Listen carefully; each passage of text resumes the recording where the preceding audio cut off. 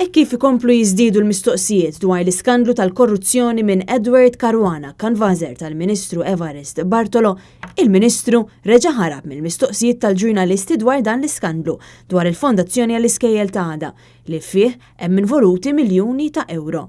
Waqt konferenz tal-aħbarijiet dwar l-elezzjoni tal-Kunsilli Skolastiċi, il-Ministru Evarist Bartolo talab lill-ġurnalisti biex mistoqsijiet li mhumiex dwar dawn l-elezzjonijiet jagħmluhomlu wara l-konferenza tal-aħbarijiet. Għamilek mistoqsija naqbillek is-suġġett kompletament. Ma mhux da. Mela nagħmilek wara mistoqsijiet.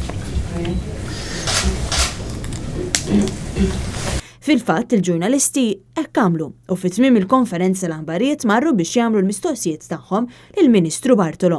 Imma reazzjoni tal-Ministru kienet waħda ta' konfrontazzjoni mal-ġurnalisti u minkejja l-mistoqsijiet li sarulu minn diversi ġurnalisti dwar l-iskandlu tal-kanvażer tiegħu Edward Caruana, Evarist Bartolo ma rridx iwieġeb u telaq mill-post ħabta u sabta.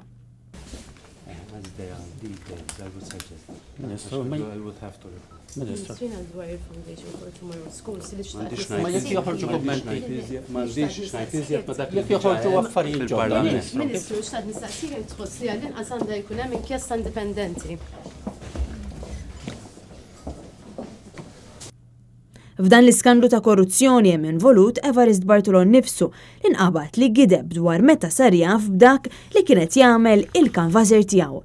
Fil-fatt, fil-waqt li l-ewwel beda jgħid li sar jaf kollox f'Awwissu tal-2016, wara ġew żvelati emails li juru li minn tal-inqas il-Ministru Bartolo kien jaf kollox minn April tas-sena l-oħra.